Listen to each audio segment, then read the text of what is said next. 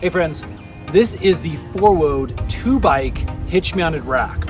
It's a budget rack you can buy on Amazon, and in today's video I'm going to show you how to install everything, how to get it mounted on the back of your vehicle, and how you can actually mount your bike on here safely. Let's jump into it. Now, out of the box, here is everything that's included. We have our box of hardware, our lock for the back of our hitch, instructions, and then all the major pieces to the rack. Now, initially, this can feel a little overwhelming. Promise, it's not bad. I'm gonna walk you through it step by step. Okay, these are the first two pieces that we're gonna need. Now, the longer piece that slides the brackets that hook onto the top of the bike up and down, the long pole comes packaged laying down. And to get that out, basically what we need to do is push this little button here, and this will slide up. Now, unfortunately, in my packaging, this is something to check. You can see the little button got bent slightly, so I'm gonna need a tool to push that in just to make sure everything's okay. Now, I actually used some pliers just to apply some pressure, and as you can see, everything clamped down perfectly into place. I can now push that button in and raise this up. What's missing in our packaging is a bolt that goes through here, and that's just so you can allow this to come and swing down and touch that and move away from maybe a hatchback that you're pulling the door open for. So we're gonna need to contact the company and get that specific bolt. Okay, so we'll put the long piece sideways like this. It moves into these two slots that are along this specific piece right here. Again, you can see that slot nice and easy. There's now a hole right through the center. Look for the step 1 bag, and that's what we're gonna use to put the bolt straight through here and tighten down. Now, this is not in the instructions, but you're gonna look for this little washer with the tabs, and that's gonna go just right on either side. Again, there's 2 of them here in the step 1 bag. One will go here, and the other one will go on the bottom on the other side. With those in place, we then take the bolt, and from the underside, we're gonna stick it up and through. Should look like that, and then we'll go ahead and put our washer and our nut on that end. Should look just like that, washer on the bottom, nut on the top. Then we'll go ahead and tighten this down. So here's where we're gonna need 2 tools. We're gonna use a 3/4 wrench on the bottom. I'm just gonna push it down here on top of the bolt and hold it. And then I'm gonna use my ratchet on top, and we'll tighten things down that way.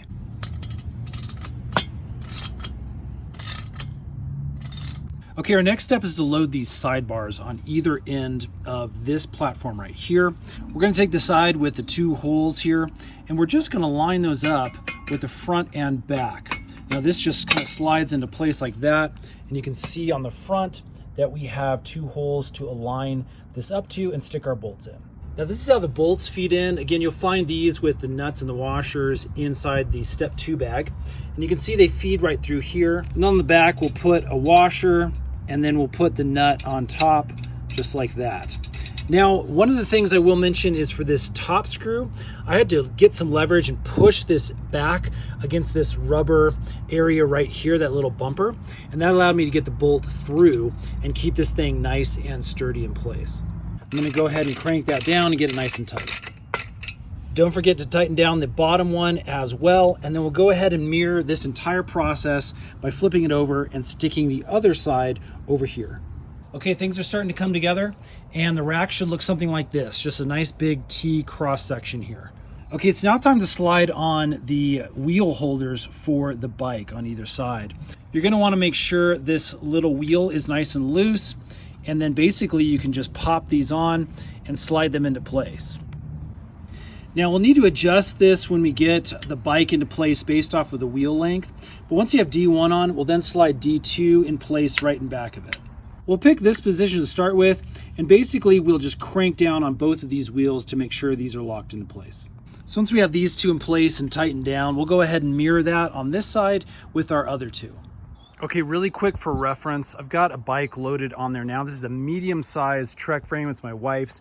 It's locked in, and one of the things I want to show you is you need to have the cups actually going in opposite directions. So you can see the swoop kind of goes down this way, and it's opposite. The swoop goes down that way on this other side.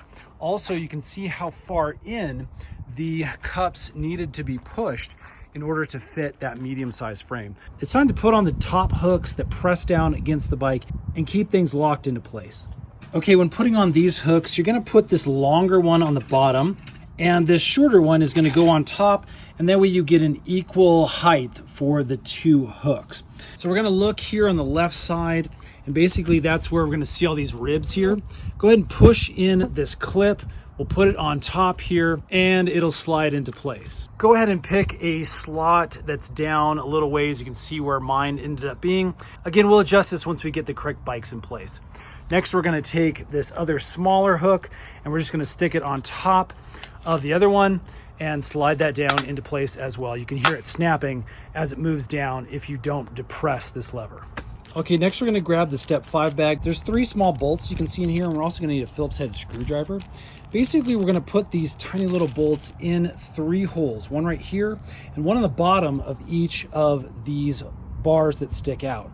And this is your backup safety measure just in case this gets loose. It acts as a stop, a backup stop, so that these won't come off the ends. You can see that if we push this up and try to get it off the top, again, that screw is going to prevent that from happening. Again, that's just a safety measure so this doesn't come loose. The other 2 screws will be placed on the bottom here and on the bottom of the other end in the same manner. Okay, so it's time to lift the hitch up into the receiver. Now I've got a 2-inch receiver on my truck. That's what this is designed for. And basically what we're gonna do is just slip it up and in. There are 2 little metal pieces here that need to just be pushed in as you are sliding the rack into place so those don't interfere. There's also the hole for the hitch lock right here. That needs to slide and line up with the holes that are in your hitch. Okay, as you can see, we now have the rack in place and the hole is lined up with the other side, and we can stick our lock through there now to keep things secure. Now here's the lock that's included as well as the key. Basically, we're just going to stick this into the top here. We're going to turn and that is going to release the bar. Now there's 2 little rubber washers. Those will go one on each side. Basically, we'll slide the bar through like this end, put the washer here, and then put the lock back into place. To lock the lock, basically push the button in, and that will make sure things are nice and secure. Make sure you keep the keys someplace secure and accessible for later. Okay, at this point, we actually have a little bit of bumping around or some sway inside of the hitch, but they actually added a feature that's this red handle down here that's going to allow us to move those silver tabs that were inside of this lengthy bar right here. Those are going to push out and press up against the hitch so that we lose this sway here. And then we're just going to go ahead and lower the top of the rack into place. You'll see that pin pop out in the upward position. We can then pull the handle and lift up and then go ahead and slam that into place. Now the first thing we need to do is actually tighten this knob. So I'm just going to pull this out, and then I'm going to tighten this finger tight as much as I can. So once this is finger tight by turning to the right, we're now ready to pull this little pin out of the bottom. We're going to drop this lever down, pull it all the way towards you, stick the pin back in, and now this is going to allow us to get some leverage to really tighten that down. So what we're going to do with it down is just rotate until it's tight, pull it out. That's going to allow us to rotate back or ratchet back. And then again, you can see it's getting nice and tight. I'm going to rotate this one more time. That is about good. As you can see, I can try to move this thing now and it's not going anywhere. It's nice and tight. Once we have it correct, we can pull this pin, pull this out. I'm just going to put this in the upward position like that, stick our little pin back in, and that should be good to go.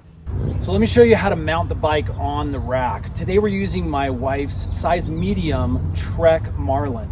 Now this is a 29er bike, but it has a very, very similar geometry to most medium-sized bikes. So basically with the straps undone on the cups down here, we're just gonna pick up the bike and we're gonna slide it right on into place.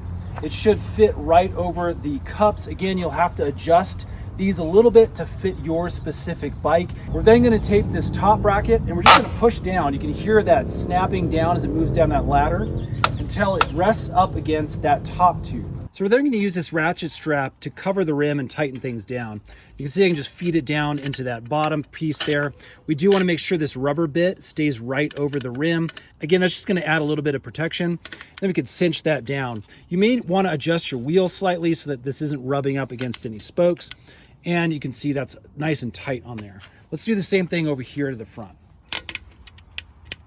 We'll then come back up top here to this hook, and I like to just press this down nice and tight, and that'll just make sure everything stays nice and tight as we're traveling. Now, as you can see, I'll kind of shake the tire here. If everything's in correctly, it shouldn't move around on you. It should be pretty tight. As you can see, this front moves a touch. We can potentially tighten that down, but everything is on there fairly decent. Again, you're going to get a little bit of shaking, but this doesn't look like the bike is going to fall off in any kind of way. Now, obviously, if you have a second bike, you can mount that on the back here. You usually want to do that first, and you want to do it opposite so that the handlebars aren't bumping into each other as it's mounted. So there you go. That is the 2-bike hitch mounted rack by FORWODE. Again, you can get it right on Amazon. We'll put links in the description box below. Hopefully this video has helped. If it has, give us a thumbs up. Stay tuned. We got a bunch more videos like this, checking out bike products as well as all sorts of other things to make your life just a little bit easier. Thanks for watching, and we'll see you again on the next one.